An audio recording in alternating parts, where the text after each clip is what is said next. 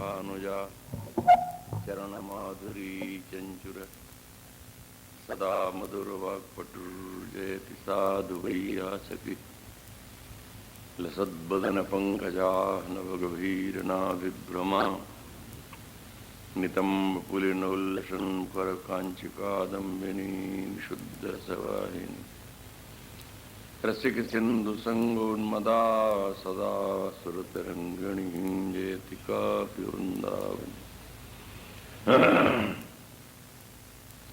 रसघनमोहनमूर्तिं विचित्रकेलिमहोत्सवोल्लसितं राधाचरणविलोडितरुचिरशिखण्डं हरिं वन्दे कैशोराद्भुतमाधुरी भरदुरीणाङ्गच्छविं राधिकां प्रेमोल्लासभराधिकां निर्वधिध्यायन्ति तद्धिय त्यक्ताः कर्मभिरात्मनेव भगवद्धर्मेऽप्यहो निर्ममाः सर्वाश्चर्यगतिं गतारसमयीं तेभ्यो महद्भ्यो नमः। अतसी कुसुमोपमेयकान्तिर्यमुना कूलकदम्बमूलवर्ती नवगोपवधूविलासशाली वनमाली वितनोतु मंगलम नः। वाञ्छाकल्पतरुभ्यश्च कृपा सिन्धुभ्य एव च पतितानां पावनेभ्यो वैष्णवेभ्यो नमो नमः। प्रह्लाद नारद पराशर पुण्डरीको व्यासाम्बरीश शुक शौनक भीष्मदाल्भ्याम् रुक्मांगदोद्धव वसिष्ठ विभीषणादीन् पुण्यानिमान् परम भागवतान् नमः। जय राधे जय राधे राधे जय राधे जय श्री राधे।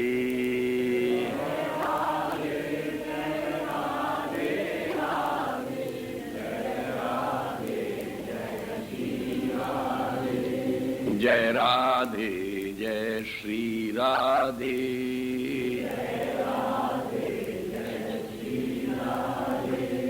जय राधे जय राधे राधे जय राधे जय जय राधे जय राधे।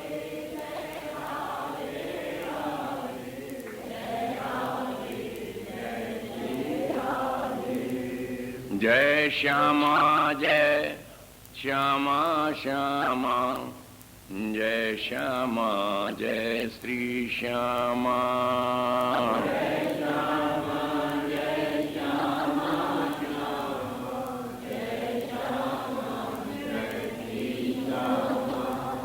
राधा वल्लभ कुंज विहारी मुरलीधर गोवर्धन धारी।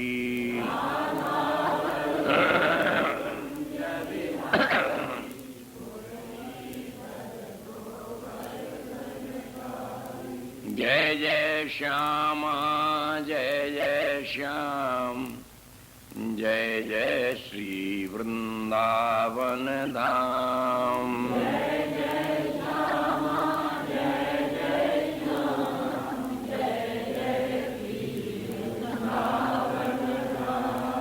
जय जय श्री वृंदावन धाम। जय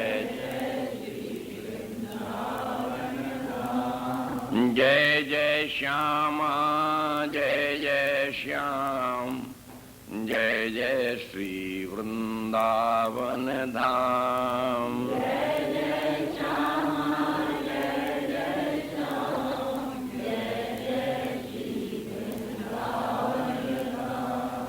जय जय श्री वृंदावन धाम। जय जय श्री राधा वल्लभ लाल की, ललित लाडली लाल की, श्री वेंकटेश भगवान की, श्री हरिवंश चंद्र जी महाराज की, श्री सेवक जी महाराज की, श्री गुरु जी महाराज की, समस्त रसिक मंडली की, समस्त संत भक्तन की, श्री वृंदावन धाम की, श्री राधा नाम की जय जय श्री राधे।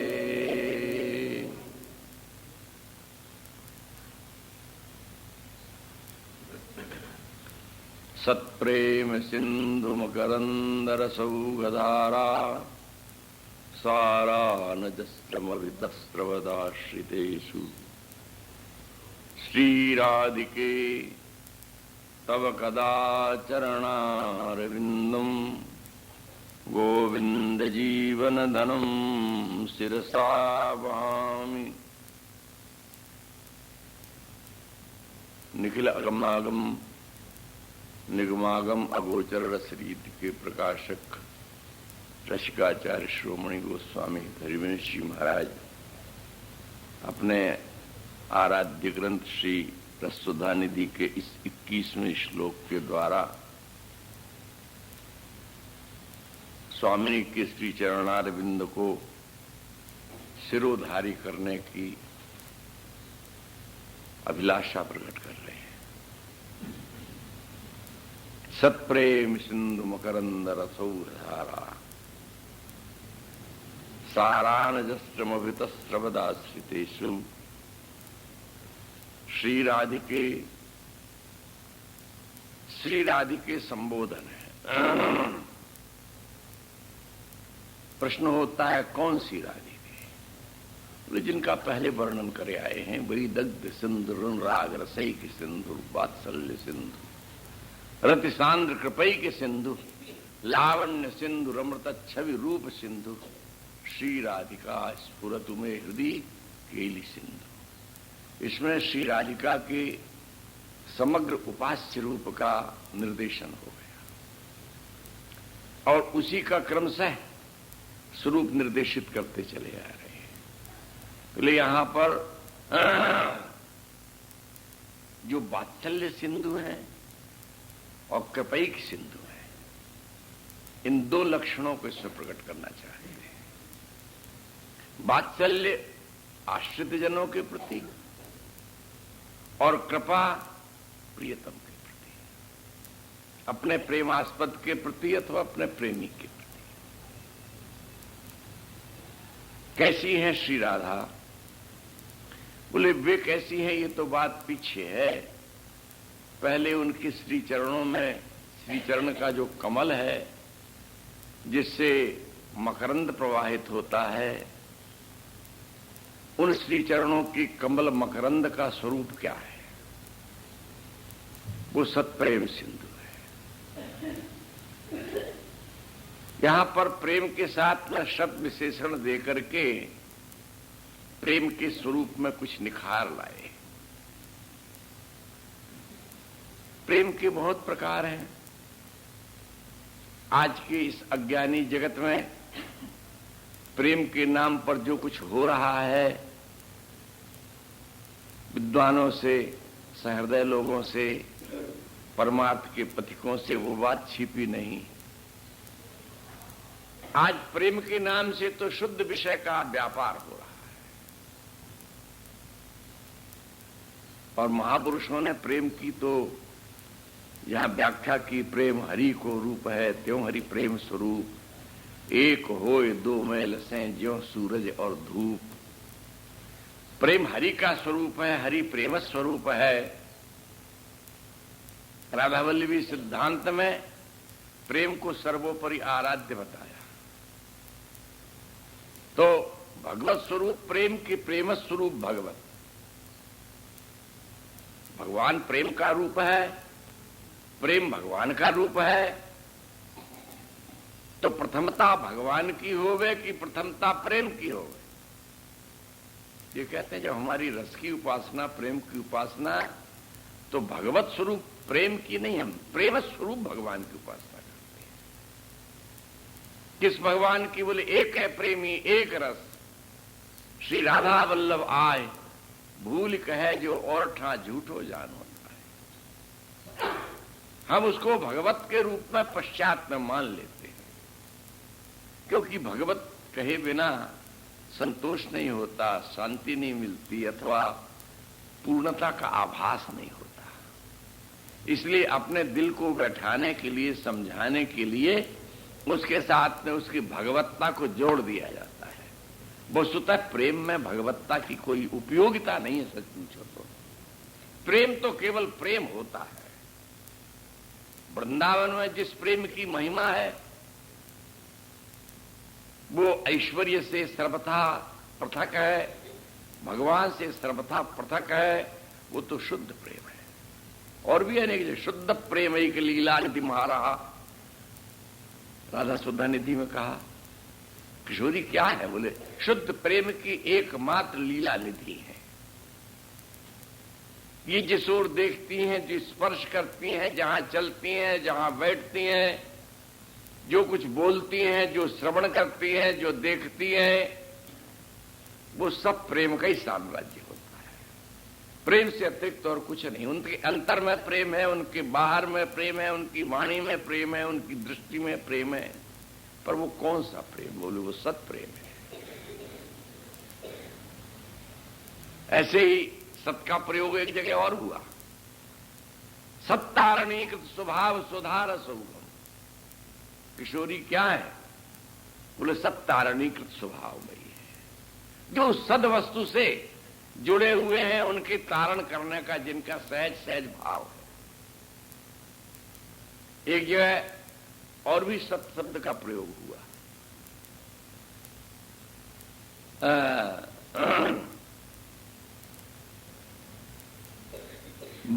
श्लोक उठ नहीं रहा है।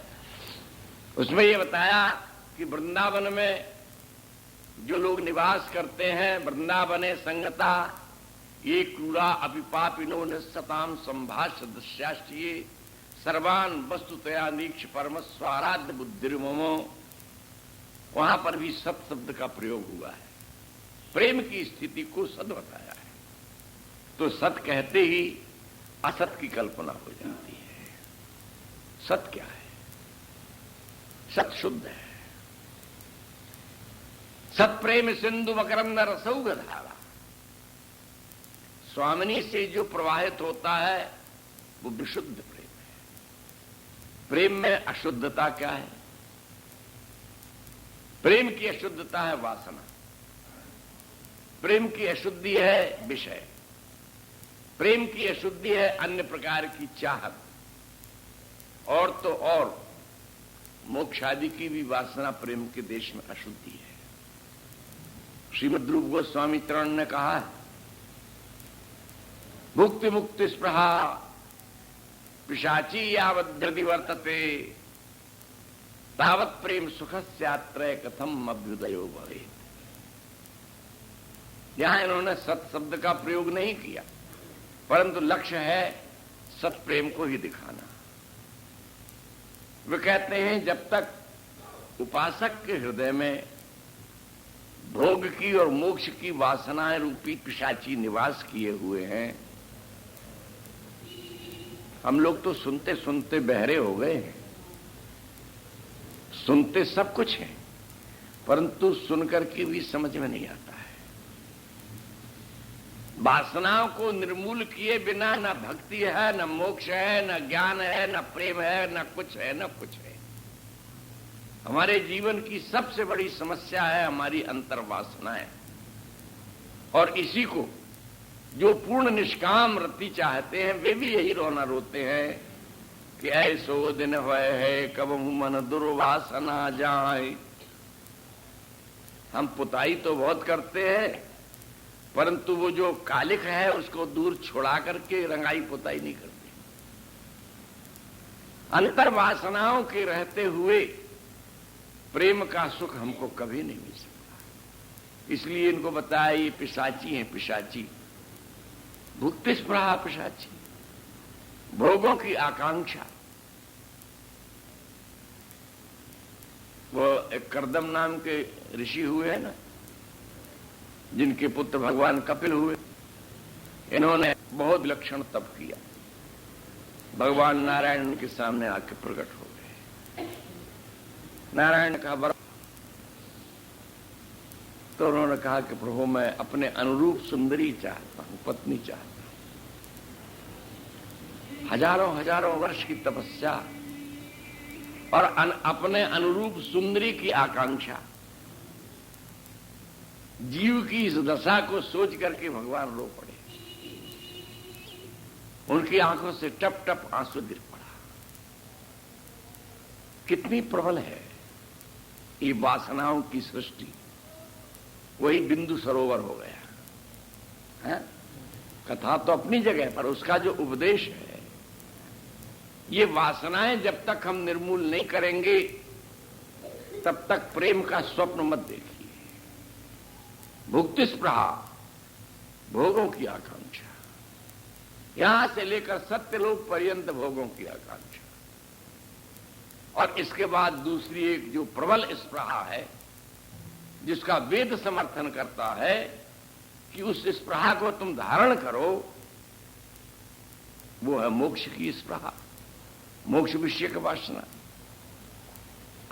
और सच पूछा जाए तो भोग विषयक वासना तो अज्ञान है ही, पर भागवतकार के मत से मोक्ष वासना भी अज्ञान ही है। अज्ञान संज्ञऊ भवबंध मोक्षऊ, भव का बंधन और मोक्ष विषयक इच्छा, ये दोनों ही अज्ञान है। ये कहते हैं कि भोग और मोक्ष की पिशाची जब तक हृदय में बैठी हुई हैं तब तक प्रेम का सुख कैसे मिल सकता है। इसलिए साधक को एक क्रम बताया उन्होंने कि साधक यदि वस्तुतः सत्प्रेम का सुखानुभव करना चाहता है तो उसे इस क्रम से चलना चाहिए। सब चाहते हैं हमारे हृदय में प्रेम का उदय हो, शुद्ध भगवत प्रेम का उदय हो। वैसे उदाहरण में ऐसे शुद्ध भगवत प्रेमी भी हमको भक्तों के चरित्रों में पढ़ने, देखने, सुनने को मिलते हैं। शायद बात दूर पहुंच जाएगी, इसलिए उदाहरण दृष्टांत न दें। भक्त राका वाका जिनके पीछे पड़ गए, नामदेव भगवान से कि द्वारकानाथ कुछ देव इनको देते क्यों नहीं हो। ये रोज लकड़ी बीनते हैं, बेचते हैं, तब अपना जीवन यापन करते हैं। द्वारकानाथ बोले वो चाहते ही नहीं है। बोले ऐसा भी कहीं हुआ है, आप जिसको देना चाहें और वो ले नहीं। मार्ग में थैली गिराई, घबरा गए राका जी, मिट्टी से ढांकने लगे, क्योंकि पत्नी कहेगी कि मिल गया भजन का फल, चलो अब तो भजन करेंगे। जब वो समीप आई और धूल फेंकते उस ढेर पर देखा तो बोले स्वामिन, मिट्टी से मिट्टी को ढांकने का व्यर्थ श्रम क्यों कर रहे हो। राका की कल्पना कि मैं इसको लोभी मानता था, ये तो मेरी गुरु है, मैं तो स्वर्ण समझता हूं इसको और ये उसको मिट्टी समझती है। छोड़ो छोड़ो। वन में ठाकुर ने और नामदेव ने लकड़ी बीन के रखी। जो किसी का सोना नहीं छूता वो किसी की लकड़ी क्यों छुएगा। उस दिन कुछ भी नहीं मिला, उपवास हो गया। आज कुछ भी भगवान को भोग लगाने को नहीं मिला। नामदेव पीछे पड़े थे। एक दिन ठाकुर को लेकर पहुंच गए, तुम कुछ मांगो ये कुछ दें। अंत में राका वाका ने कहा महाराज आप ये गरकट्टा के पीछे पड़ के अपने को खराब कर रहे हो। ये गरकट्टा नामदेव जो डराए के गले में मैं काट लूंगा तुम प्रकट हो दूध, ये कोई भक्ति है? इसको भक्ति नहीं कहते हैं। जा ही न चाहिए कहूं कछ तुम सन सहज संगी, सकल बात घटते घटो मन की वृत्ति अनेक, वृंदा विपिन विहार रस बस यह रहो ध्रुव एक। घनश्याम तुम्हें हम देख लिया करते हैं, बस यार तुझे हम देख जिया करते हैं। रूप दर्शन ही जिसका जीवन हो। भक्ति निष्काम ही श्रेष्ठ है और ऐसे निष्काम भक्त मिले हुए हैं लोक में। तो वृंदावन की भक्ति तो पूर्ण निष्काम है। ये कहते हैं आदो श्रद्धा। अब क्रम बताते हैं कि कैसे प्रेम प्रदय होगा, जिस प्रेम की चर्चा है। बोले आदि में हो श्रद्धा, दूसरे स्टेप में साधु का संग करो। साधु भी बहुत प्रकार के, सजातीय को खोजो। तुमको कपड़ा चाहिए, तुम पसारी की दुकान में जाकर क्या प्राप्त करोगे? स्वर्णकार की दुकान में जाकर क्या प्राप्त करोगे? वस्त्र चाहिए तो बजाज की दुकान पर जाओ।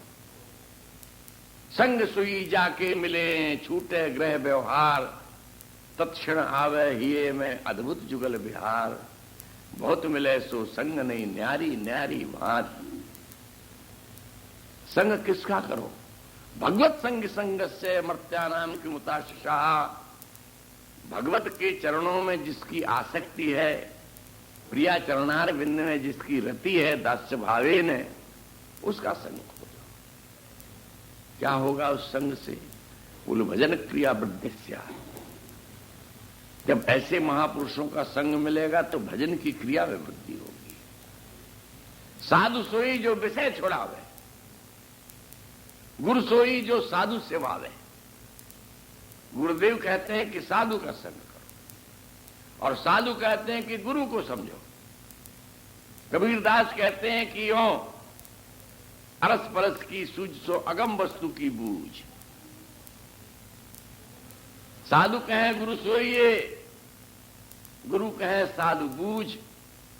दोनों का संगम हो जाए, दोनों का मिलन हो जाए तो भजन की क्रिया की वृद्धि होगी। गिनती की मालाओं का नाम वृद्धि नहीं है। जहां भजन के द्वारा अंतःकरण की विशुद्धि होती चली जाएगी। तब चौथे चरण में अनर्थ निवृत्ति। हमारे चित्त के भीतर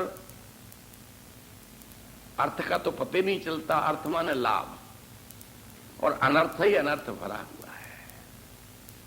ध्रुवदास जी कहते विषय करत बय बीत गई, त्रिपद भयो तऊ नाहि।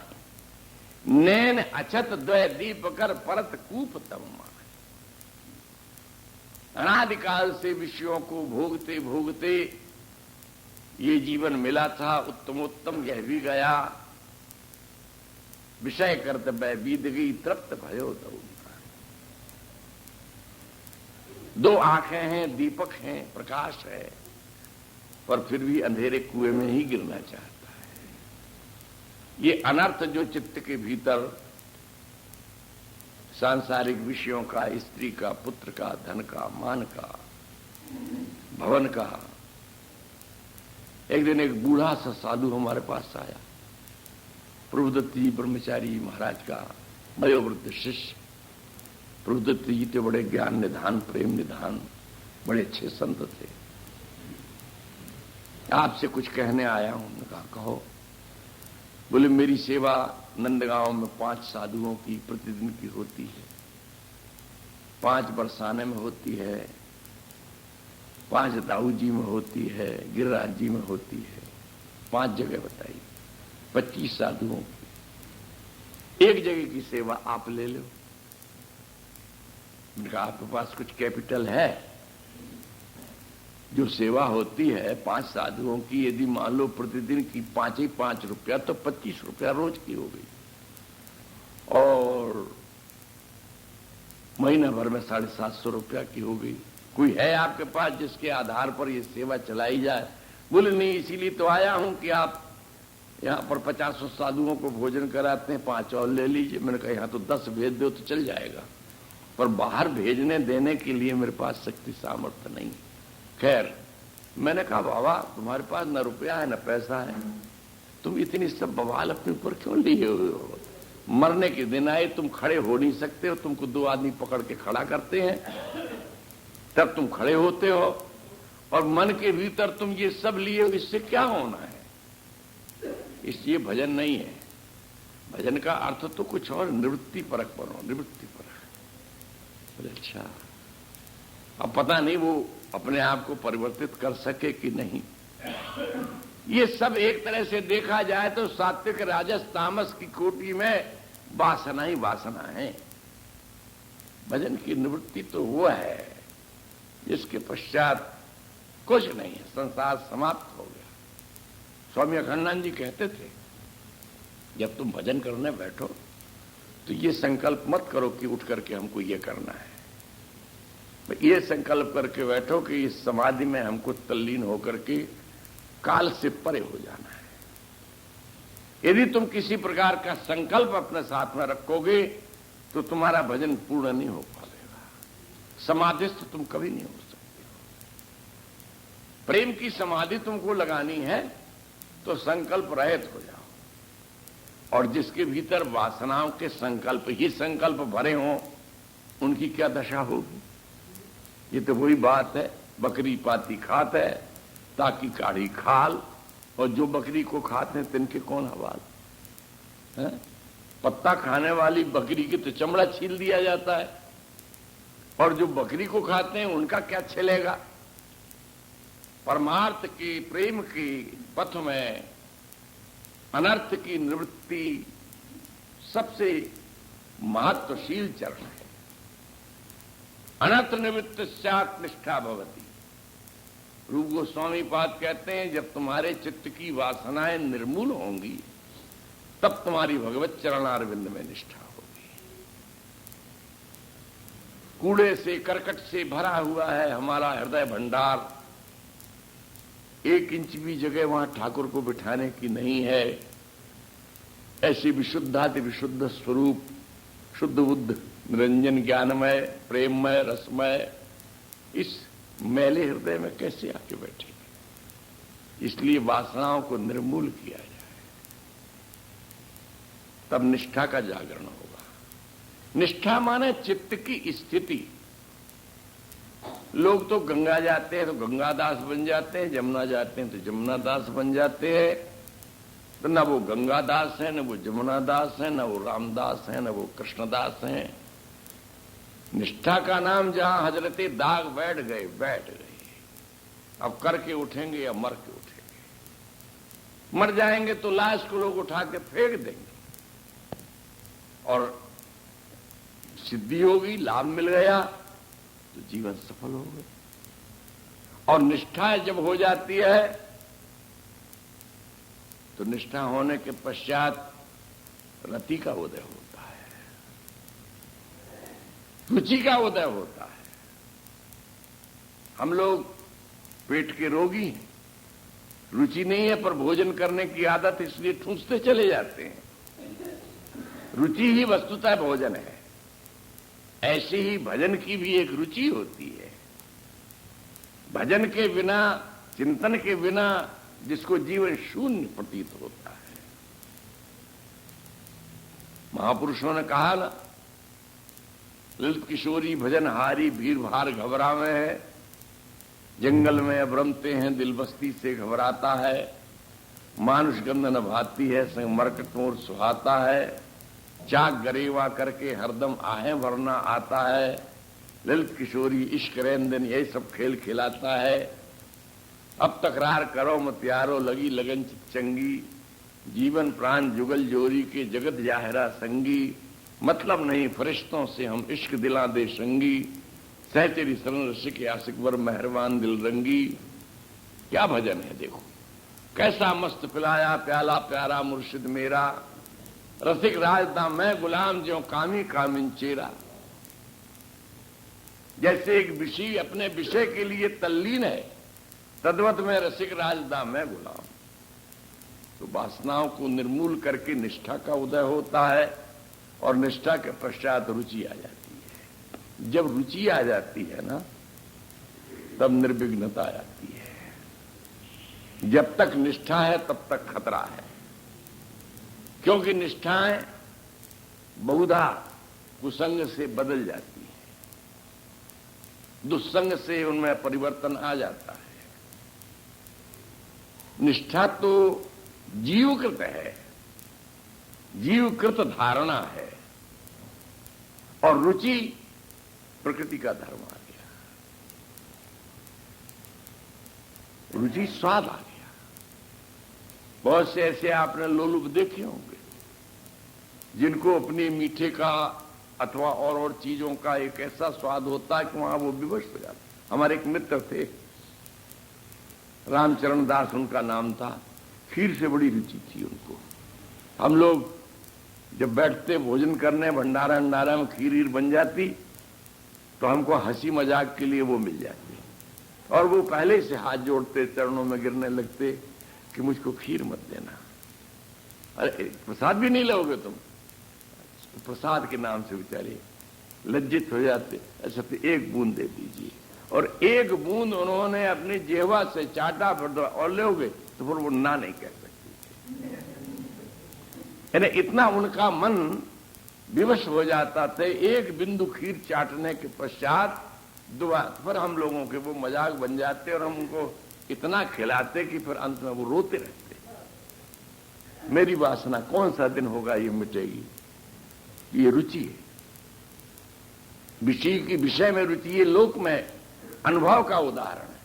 और भगवत पदार्थ में रुचि हो जाए, भगवत चरणारविंद में रति हो जाए, किशोरी के चरणों में रुचि आ जाए, यदि रुचि हो जाए तो रुचि आसक्ति को जन्म देती है। जहां रुचि होती है